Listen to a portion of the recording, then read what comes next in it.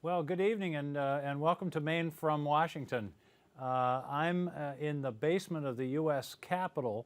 We're in the middle of a very busy week. Just this afternoon, the U.S. Senate passed a funding bill that carries our government's operations through to October 1st, which is the beginning of the next fiscal year. And it may not sound like much of an accomplishment, but the way we've been working around here in the last few years, it absolutely is an accomplishment, and it was done a week before the deadline. Now, it's not all done yet. We still have to have the bill that passed the Senate was different than the one that passed the House of Representatives, so it has to go back over to the House of Representatives, but we're hopeful that that's not going to take long and that that'll be taken care of either tonight or tomorrow. Now we're on to talking about the budget for 2014, and in fact the debate is going on just above our heads on the Senate floor here in the Capitol, and I'm told it's going to be going all night. In fact, I was just asked to preside over the Senate between 12 and 2 a.m. Tonight. So if you guys are really bored and having trouble sleeping, turn on C-SPAN, which is our channel that broadcasts Congress, and you'll see hopefully something going on the Senate floor. If not, maybe they'll change their minds and we'll get back into it first thing tomorrow. But in any case, I'm delighted to be able to join you. I've joined, I think, every one of these conferences almost always in person. So I appreciate your willingness to accommodate me electronically. And I understand the delegation is from Sweden. Is Avi there? Avi Lindström? Is he? No. He's not there this year? Nope. Well, if some of you from Apple are there, would you please give him my warmest regards. I've met with him. I've been to Stockholm and down on the coast, and I've had a wonderful visit to Sweden to talk about the project. And I'm going to give you a little bit of the history of our laptop project, of our digital learning initiative. But I hope that part of your trip, and I certainly expect that part of your trip will be to join a classroom either today or tomorrow to see the project in action. That's really what you have to see. That's what sells it. We can talk about it, but when you see the kids and you see the teachers and the interactions that are going on, that's what's really important. Let me share a couple of thoughts about this. Number one, what we're really talking about is a very fundamental change in the way we have traditionally done education, both in America, in Europe, and indeed around the world. If you stop and think about it, a time traveler from the year 1500 could walk into a classroom today in Stockholm or in New York or in Maine or in just about anywhere else and feel very much at home, because the pedagogical style, the education style, has not changed that much in 500 or 1,000 years. It consists of a well-educated, smart person standing in front of a classroom full of students and essentially disgorging information to the students, sharing and conveying information, conveying content, whether it's the modern history of political history of Europe, or over here American history or chemistry or biology or whatever, but it's about giving content through the teacher and the textbook, which then the student learns, often memorizes, and then a test comes and the student spits back onto the test what they've learned. I believe we are entering an entirely new age of education that's fundamentally different than that model. And we have to think differently about what the challenges are of the 21st century and how education needs to work. Instead of content, what we need to teach our students is process, how to find and use and evaluate information on their own for solving problems. in that situation, the teacher becomes more of a coach than a pedagogue, than a lecturer. And certainly that's part of the education process. But today we live in a world of instant access to massive amounts of information, far greater than anything we've ever experienced before in world history.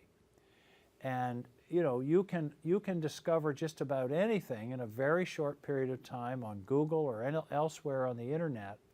And so the real challenge isn't getting information, it's understanding it, sorting it out, learning what's good information and not good information, and then using that to solve problems.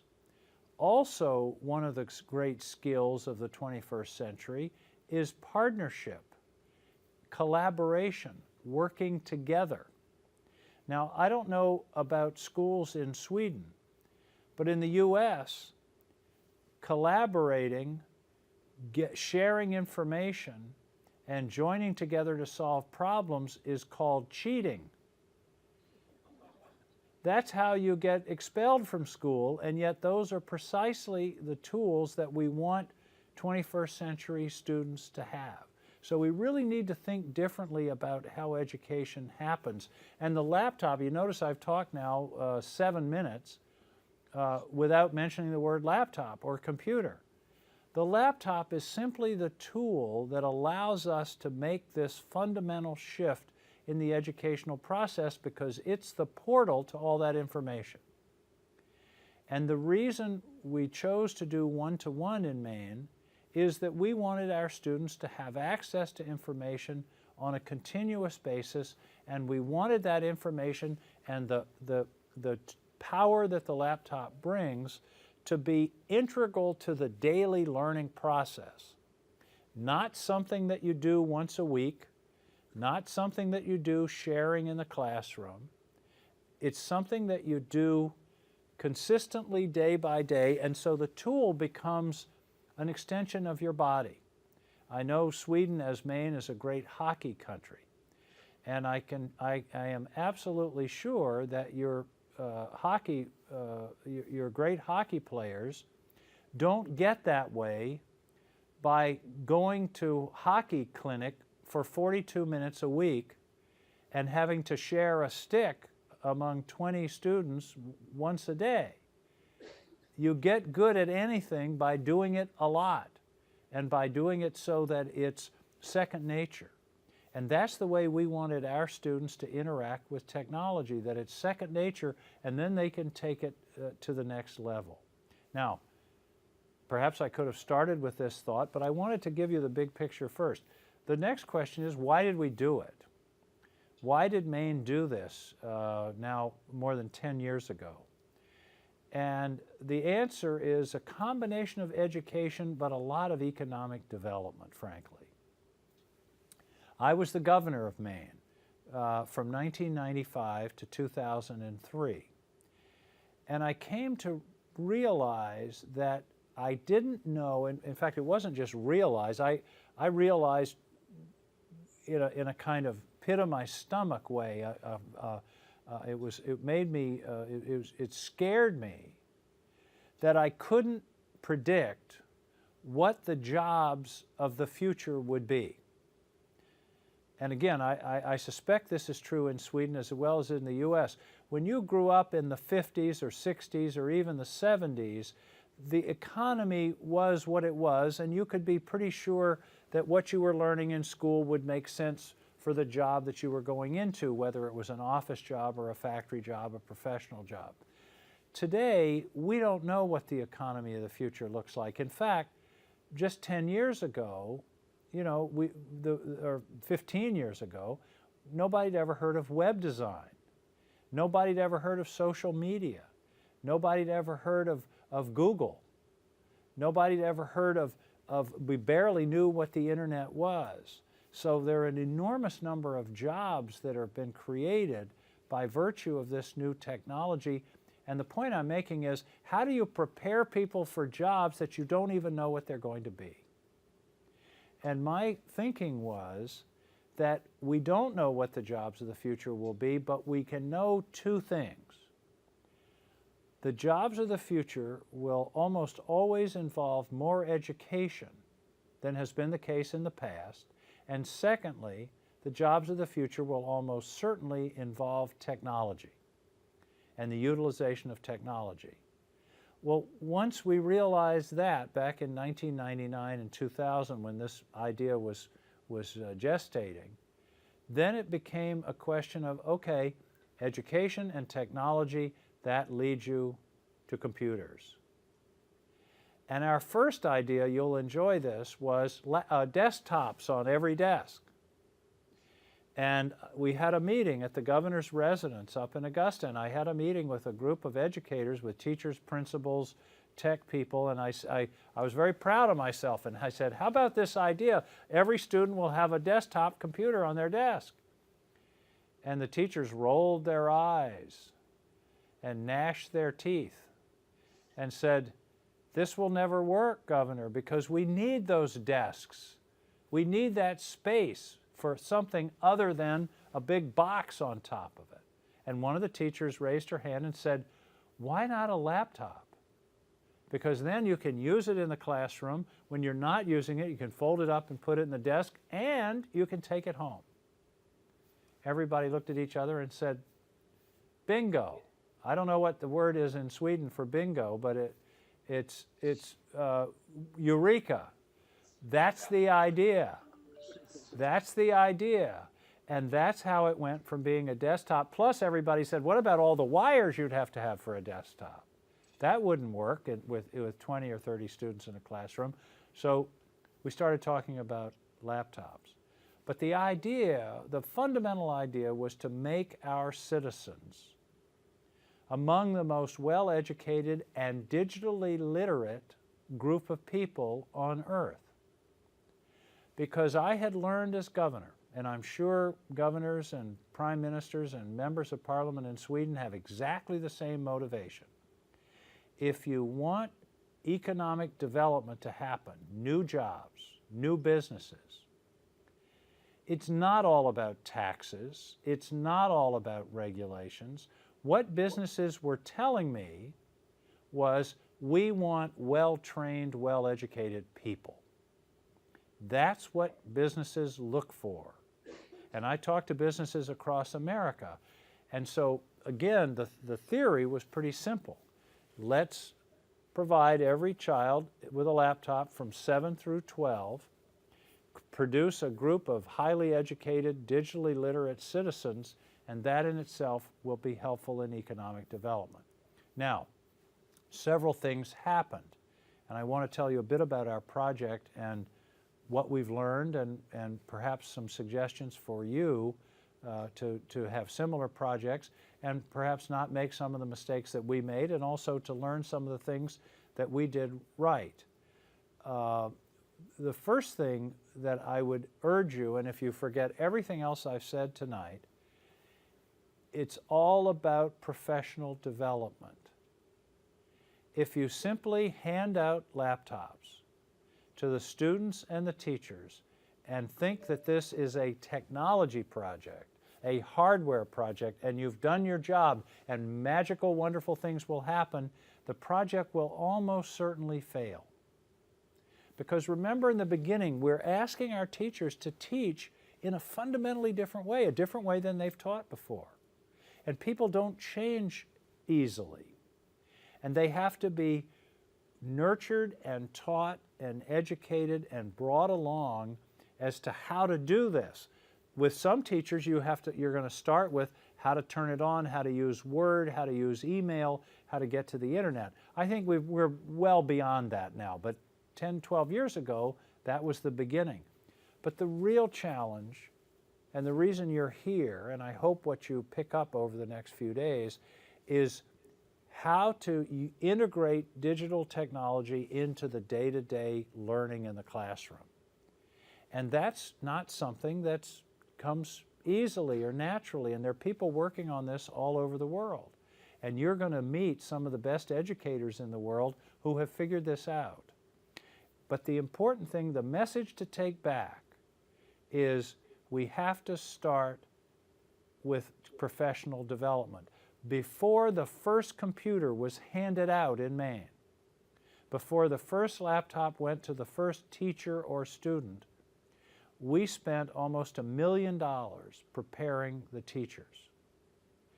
And I believe that was the single most important thing that we did that led to what has been a very successful project. Here's another way to think about it. If I handed out at the inn tonight a set of violins without any instruction, and tomorrow morning I said, okay, let's play a little Bach concerto, it would sound pretty awful.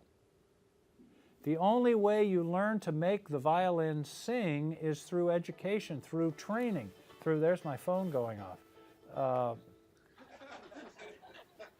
Unless it's the president, I'm not going to answer it.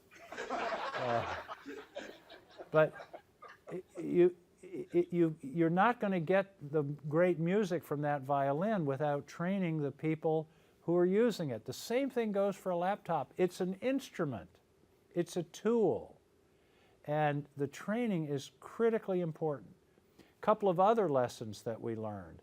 I don't know whether you're representing whole states or provinces, school districts or what, but one of the things that we did right, that we didn't realize at the time how right we were, was to have a consistent platform and one vendor.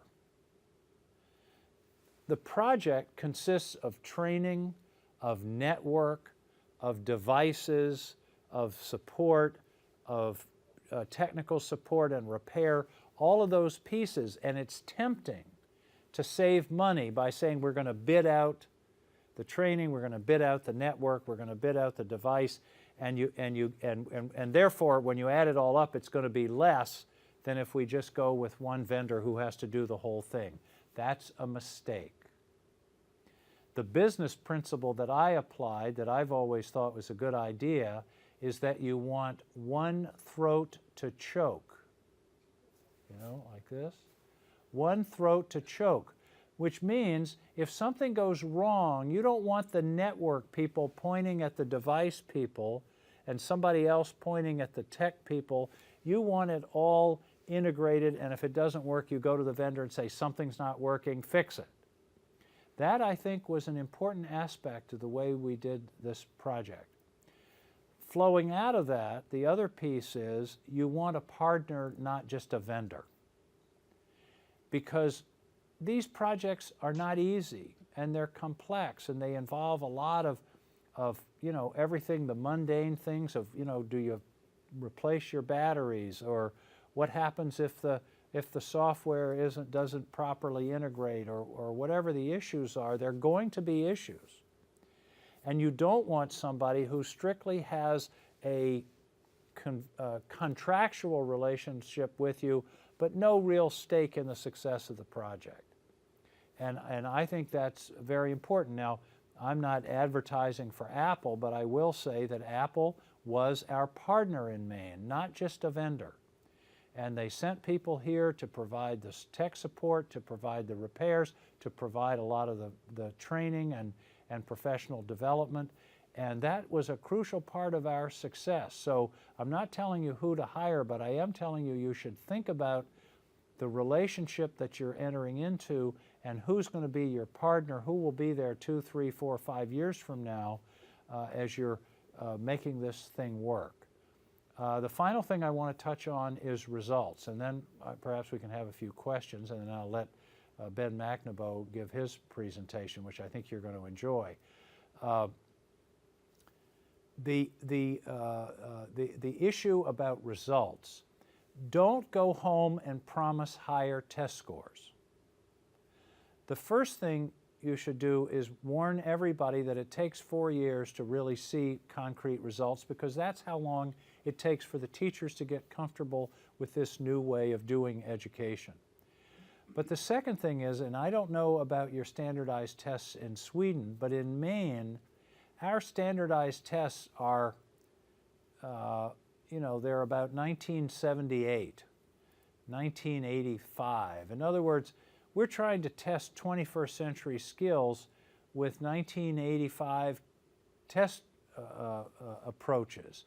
And the standardized tests don't measure what the laptops give. They don't measure ability to find information in a hurry. They don't measure ability to use information. They don't measure collaboration. They measure memorization. That's the old model.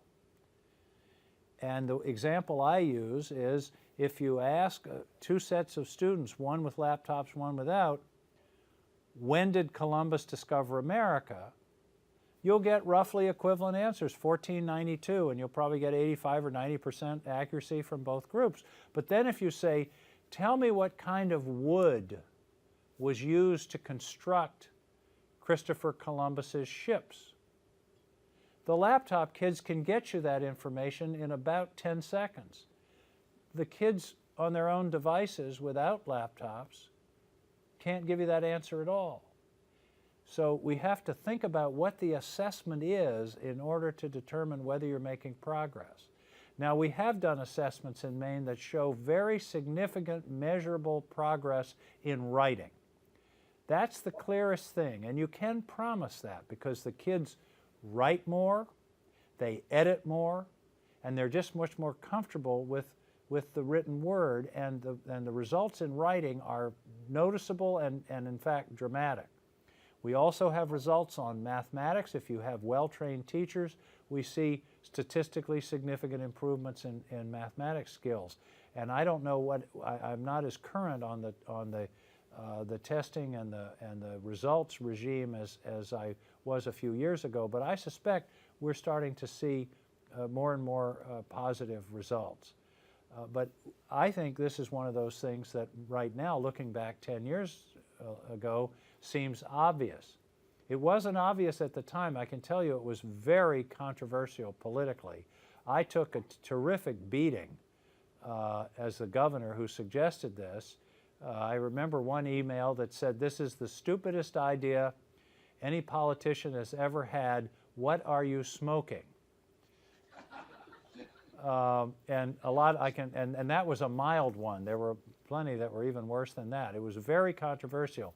Now, not so much, and I suspect if there was a poll in Maine, it would be, 60, 70, 75% favorable, particularly among those parents, students, and educators who have had experience with it. So that's the story of our project. I think this is where education is going. Now, as you may know, as you've probably learned, Maine is going through one of our quadrennial refurbishment of this project. We started with Apple, I think they were called MacBooks, no, PowerBooks. Then we went to MacBooks, and the debate that's now going on in Maine, I understand, is whether the next generation of devices should be tablets or stay with laptops. And there's plenty to discuss, and I'm sure you will have that discussion yourself, and I could see advantages in both and disadvantages both ways. But that's where we are, and I'm delighted to welcome you. You're you're at the Brunswick Inn by the station. Is that correct? Yep. Yeah, you're a block from my house, and I'm sorry that I couldn't be there in person. But I must say you're having a lot more snow up there than we are, and all I can say is I'm glad this isn't a delegation from Australia, because they'd be a little thrown off by the snow. I suspect a delegation from Sweden feels right at home. But we're delighted to have you, and John, I don't know how you want to proceed.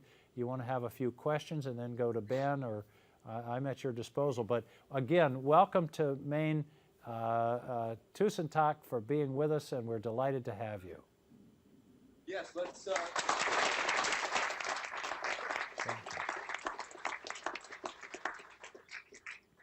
I think we will try to do a few questions. Angus, can you hear me okay? Yeah, I can. Okay, great. Questions for Senator King? Come on.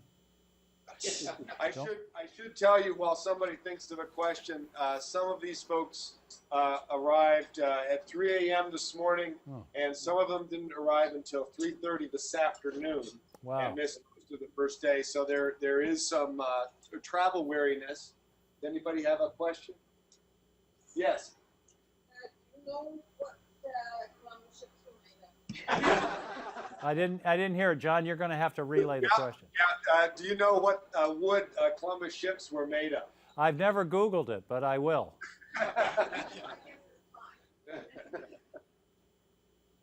Other questions? Seeing none, Senator King, thank you. Thank you. Happy with the results so far from the project? Are you happy with the results so far from the MLTI project? Yes, and that's a very good question because, of course, when you're assessing anything like this, you have to talk about it in terms of its cost. And it's very important to have a perspective on what a program costs in order to determine whether it's worth it and whether you're getting the value that you expected. And many people, I suspect if you surveyed people in Maine and asked them how much the laptop project cost as a percentage of the education budget, you'd get some pretty high numbers, 5, 10, 15%. The fact is that the laptop project, the middle school laptop project is about $9 million a year, and the total school budget in Maine is about $2.5 billion. And so what we're talking about is less than 0.5% of the overall school budget. And when you look at it that way, I think it's been a stunning success because even if all we did was improve writing, if someone came to you and said, we're going to significantly, 25, 50% improve the writing skills of your students for 0.5% of your budget, most of you would say, where do I sign up? And I think the benefits are much greater than that. So yes, I think it has been successful. You're going to be talking to a lot of people in Maine over the next couple of days. You'll have to ask them that question. I should say the success is uneven. It's not uniform, and it goes back to what I said before. It depends on the teachers. And there are schools where it is absolutely wonderful and doing spectacular things, and there are other schools and other classrooms where it's not doing very much. And so that gets back to the question of leadership and professional development, which are crucial elements. And by the way, the professional development is not just for the teachers. It's for the principals and the tech coordinators as well, because it's the leadership in the school that really, we found in our experience, makes all the difference. If you have a principal who doesn't care, who thinks it's a pain in the neck, who would rather deal with other things, it's not going to work. So you have to have, the term we use, you have to have everybody invested in the success of the project. But I'll tell you, in many areas of Maine, particularly some of our smaller schools in rural areas, it has really been very successful. And I know that because I have teachers come up to me on the street and say, I thought you were crazy, but now I can't imagine teaching any other way. And I believe you'll find that with a lot of teachers, a lot of educators in Maine. So I think, yes, it has been successful, particularly when judged against its relatively low cost. Any other? Yes. How do other states and regions look at the Maine now? How do other states and regions look at what has been accomplished in Maine at this point? Well, there are several other states that embarked on the similar projects. I'm not sure where they stand. I think they made some mistakes, frankly, and I talked to them, and everybody, most politicians think of this as a hardware project. And they think they're done when they buy the boxes. And they don't do the professional development, so the projects haven't been that successful. On the other hand, scattered around America, in communities, school districts, schools, counties, there are projects that have been very, very successful. I don't think there are any other states who have gone into it to the extent Maine has. And frankly, part of this was the timing of the financial circumstances. We started this project at the end of the great economic expansion of the 90s in the U.S.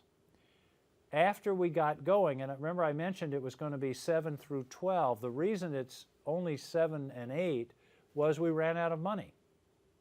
And a lot of states looked at what we did, they said, gee, we would love to do that, but we don't have any money because we've been in this decline for the last 10 years, a kind of slow motion recession that seems to keep hanging on. So budgets, public budgets have been very constrained. So there are very few, no other state has said we're going to do it the whole way that Maine did. But it has been done in a lot of communities and different areas across the country. And generally, if it's done right, it's been very successful. So thank you again, Senator King. All right. Greetings from the Capitol. Thank you. Thank you.